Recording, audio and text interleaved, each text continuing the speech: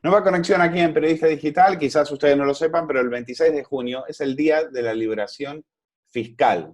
¿Y por qué? Bueno, porque se adelanta un día respecto a 2019, pero tranquilos, es porque es año bisiesto, ¿no? Usted va a seguir pagando los mismos impuestos de siempre. Es decir, el contribuyente medio sigue dedicando 178 jornadas de sueldo a pagar impuestos.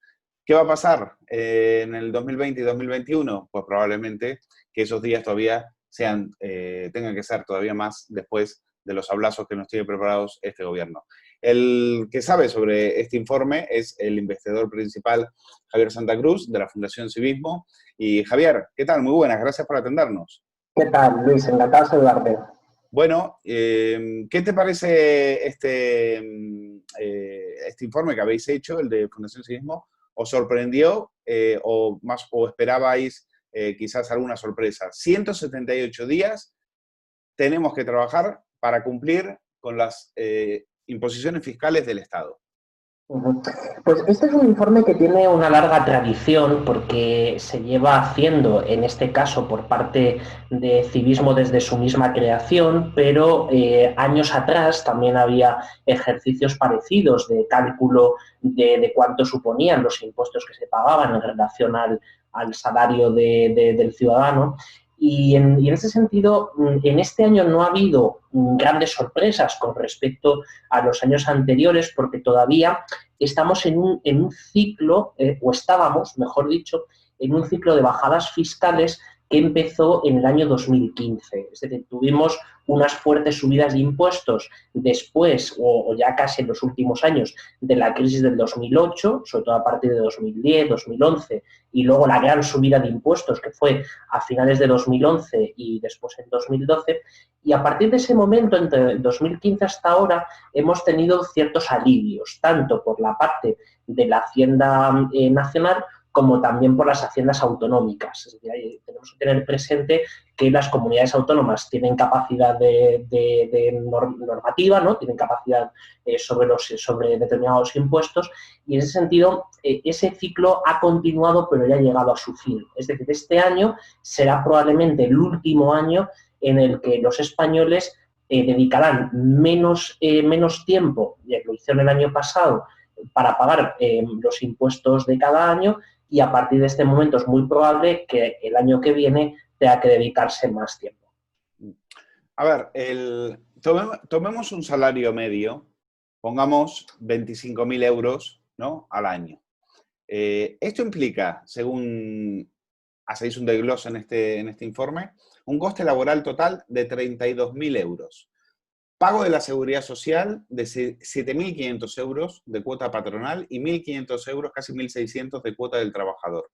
IRPF, que equivale a 3.200 euros. El IVA, unos casi 2.000 euros. Impuestos especiales, casi 900 euros. Y los cedidos totalmente, los autonómicos y municipales, a casi 800 euros. Así, el coste total de impuestos asciende a casi 16.000 euros. 16.000 euros. Es decir, explícame bien esto. Una persona que paga 25.000 euros más el coste laboral, que son 32.000 euros, al final 16.000 euros de esos 32.000 se van en impuestos.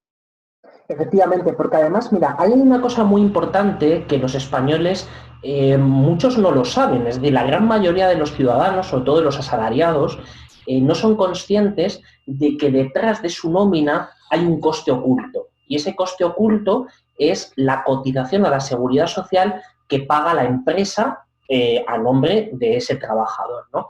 Entonces, los españoles tienen una conciencia fiscal bastante distorsionada, pero no por, digamos, por una cuestión suya, ¿no? No por propia voluntad, sino porque así es como se ha ido comunicando a lo largo de las décadas por parte de las autoridades, tanto fiscales como también de la seguridad social. Entonces, por ejemplo, nos quejamos mucho por impuestos como los municipales, en el caso del IBI, por ejemplo, nos quejamos por el IVA, por los impuestos especiales, cuando echamos gasolina, por la factura de la luz, pero nos quejamos muy poco del tributo que más pesa, o sea, el que más peso tiene sobre el total de los impuestos que se pagan, que son las cotizaciones a la seguridad social.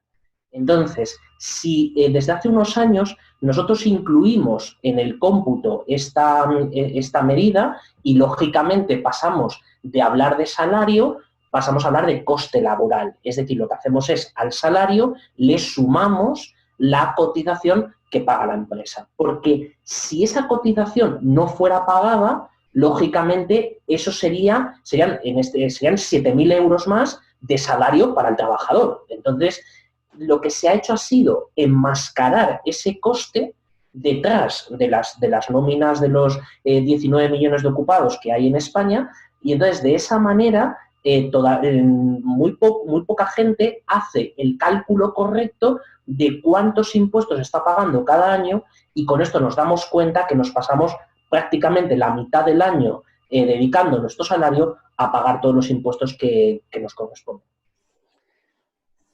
Cuéntanos cuáles son los infiernos fiscales a nivel autonómico que hay en España. Creo que la lista sale primero Cataluña, que no me ha sorprendido, pero ¿puede ser que el segundo sea Cantabria?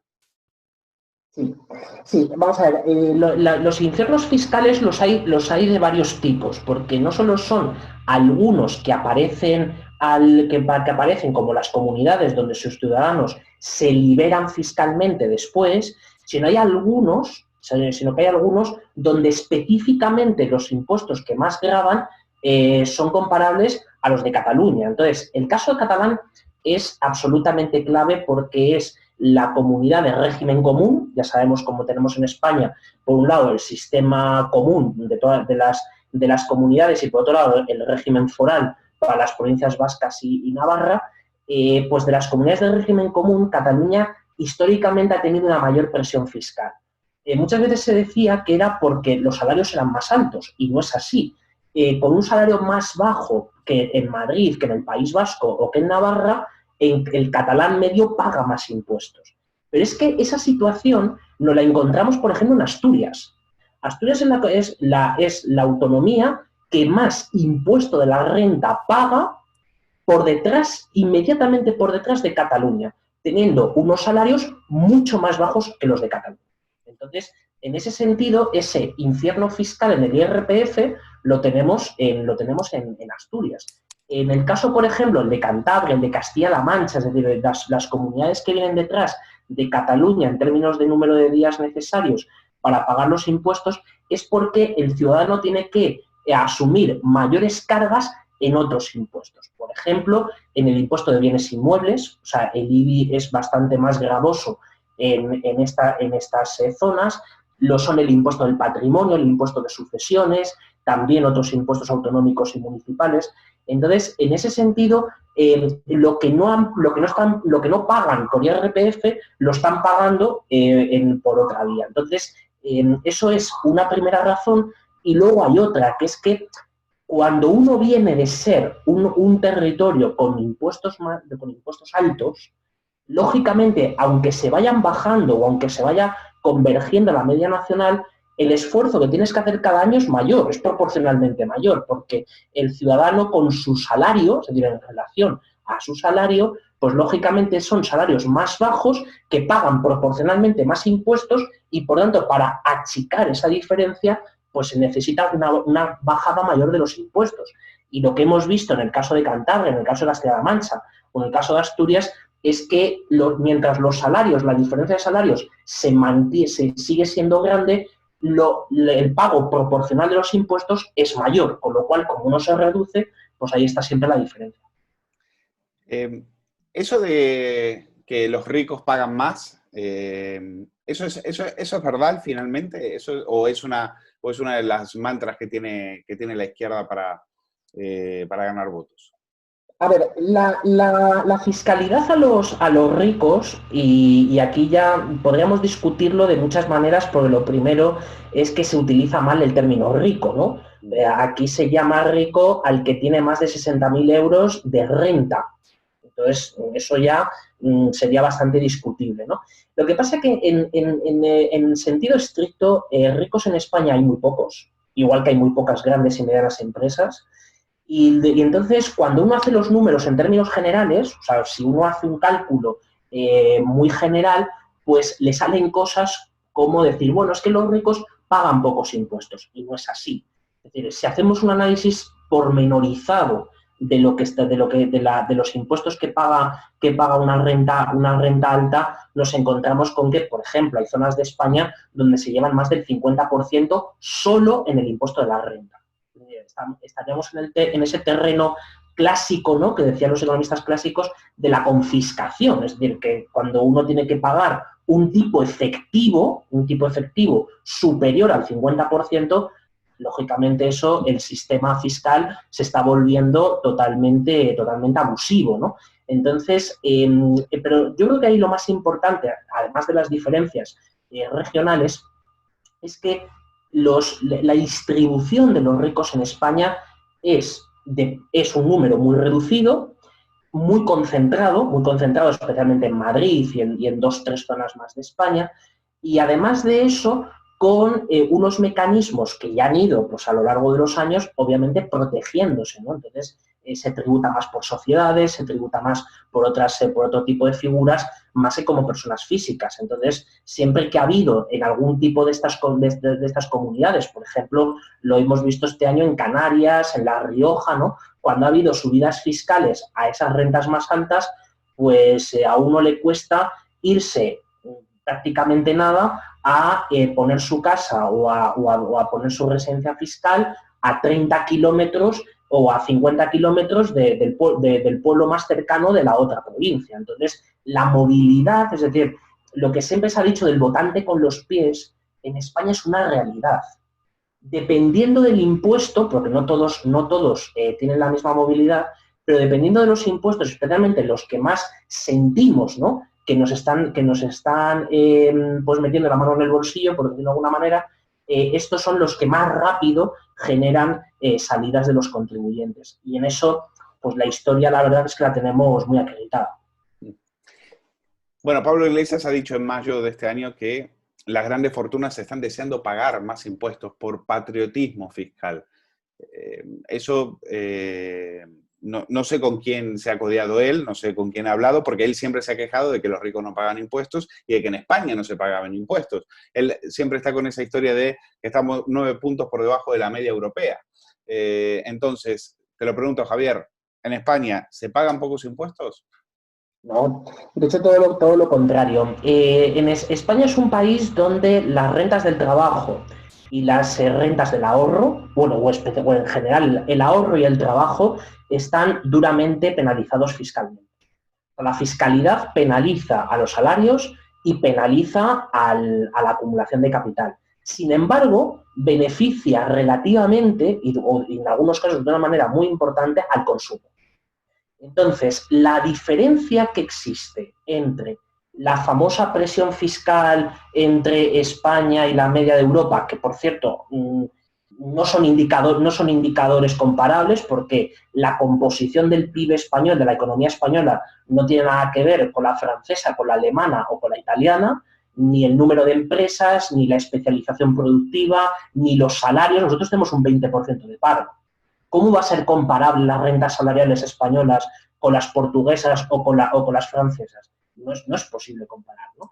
Entonces, más allá de ese asunto que, si me apuras, es más metodológico, ¿no?, y en eso los economistas me da mucha pena muchas veces porque faltamos a nuestros propios principios, y uno de nuestros principios debería ser la honradez intelectual a la hora de tratar correctamente la metodología, a la hora de hacer estos estudios. Pero más allá de eso, los propios números nos dicen que la diferencia en la presión fiscal está concentrada especialmente en 3 cosas: en el consumo, en el IVA especialmente, en los impuestos especiales, sobre todo los medioambientales, las figuras medioambientales, y un poco, pero no demasiado, en el impuesto de sociedades. El resto, es decir, los impuestos a la riqueza, los impuestos al ahorro y los impuestos al trabajo, son mucho mayores en España que en Europa. Por ejemplo, en materia de cotizaciones a la seguridad social, perdona que reitere el mensaje anterior porque es importante, España paga, un asalariado español paga las terceras cotizaciones sociales más altas de la OCDE. Solamente por detrás de Suecia y por detrás de Francia. sea, el coste laboral en Francia, que históricamente siempre ha sido más alto, cuando había que decidir entre trasladar una industria francesa, estar en España o trasladarla a Francia, es decir, este juego, por ejemplo, de las automovilísticas, llegó un punto en el cual se hizo indiferente la traslación. O sea, una automovilística en Huesca, en Navarra, en San Sebastián o en Gerona, con respecto al otro lado de la frontera, los costes laborales han ido convergiendo, pero no a la baja, sino al alza, por parte de España. Entonces, en este sentido, nosotros pagamos 3,5 puntos más que la media de la OCDE, en términos de impuestos al trabajo. Pero es que en el caso del ahorro, nosotros tenemos cosas que nadie tiene. O sea, España tiene un impuesto al patrimonio, nadie lo tiene. Y el impuesto al patrimonio en España no lo pagan los ricos, lo paga la clase media. El impuesto de sucesión es 3/4 de lo mismo. Entonces, tenemos una serie de figuras que además son ya ni siquiera decimonónicas, sino son figuras medievales, las que tenemos en materia de este tipo de impuestos. ¿Cuáles dirías? ¿Patrimonio y sucesiones? ¿Pondrías en esa categoría? Sin duda, es decir, y otras más. Por ejemplo, tenemos una figura que no tiene ningún sentido, pero que a muchos comercios que nos puedan escuchar lo sufren en sus propios bolsillos, que es el impuesto de actividades económicas. Es una cosa absolutamente anclada en el pasado, igual que los módulos del impuesto de la renta. Es decir, hay una serie de figuras tributarias que lógicamente no se han cambiado porque no hay el impulso político, ni tampoco hay la suficiente voluntad para cambiar las cosas, pero que son absolutamente, como digo, ni siquiera decimonónicas, sino figuras medievales, ¿no? Entonces, en esto, España es un país que paga más impuestos con salarios menores en términos de trabajo. España paga más impuestos por menos ahorro acumulado que el resto de los países europeos, y sin embargo tenemos una fiscalidad muy laxa sobre el consumo. Por ello, no podemos no podemos no ver o no podemos no justificar lo que ha pasado históricamente en España. Es decir, tenemos una tentación irrefrenable por consumir y no por ahorrar, porque lógicamente fiscalmente está penalizado el ahorro. La última, Javier, y ponme los dientes largos. A ver, nosotros trabajamos 178 días para el Estado. Dinos otros países en los cuales nos lleven mucha ventaja en ese sentido, que los ciudadanos no trabajen para el Estado, sino para ellos. Pues para ellos, por la parte baja, es decir, los que menos impuestos pagan, en Europa tenemos varios casos, incluso el de nuestra vecina Portugal, donde la presión fiscal sobre los salarios es menor. También lo tenemos en Alemania, lo tenemos en Holanda, Austria, Italia está más o menos un poco por el estilo, no hay demasiadas diferencias. En Reino Unido también está por debajo de España, pero hay otros que sí aplican, digamos, un importante correctivo fiscal sobre las nóminas. Y es un ejemplo, fíjate lo que te voy a decir, es un ejemplo, mejor dicho, es un síntoma de sistema fiscal que no funciona. Es decir, cuando tú tienes un país donde el salario, los asalariados, sufren una presión de casi el 50% de sus ingresos destinados a pagar impuestos, eso significa que en ese país la base de contribuyentes es pequeña, o sea un país más pequeño que el nuestro, igual, o incluso mayor, ¿no? Pero tiene una base de contribuyentes pequeña y, por tanto, para que el Estado siga pudiendo gastar, siga pudiendo mantener los servicios públicos, pues tiene que castigar cada vez más a los pocos a los cuales no se pueden escapar.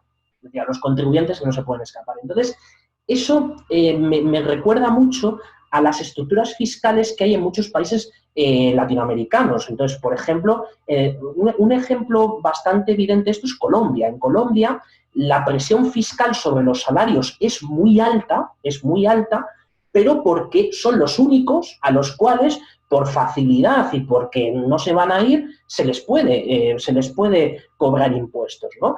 Pasa en Perú, pasa también en Chile. En Chile hace años menos porque era un sistema fiscal más equilibrado o con un poco de mayor equilibrio, sobre todo por la parte del ahorro, ¿no? Por la fiscalidad del ahorro. Sin embargo, me da la sensación de que son sistemas que provienen de ese fallo, y el fallo no es que los ricos no paguen impuestos o que haya mucha economía sumergida, no. El problema es que el sistema fiscal en sí no funciona como debería funcionar. Porque un sistema fiscal que funciona es aquel que, con costes reducidos, es capaz de poder llevar la fiscalidad y repartirla entre todos los ciudadanos. Claro. Si no eres capaz de hacer eso, pues lógicamente ese sistema no funciona.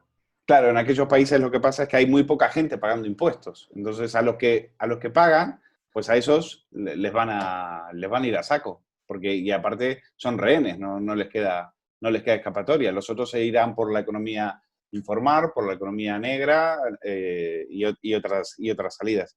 Pues Javier Santa Cruz, investigador de la Fundación Civismo, ha sido un auténtico placer. Gracias por tu claridad para explicarnos todos estos temas tan engorrosos. Ha sido un placer. Un placer, muchísimas gracias.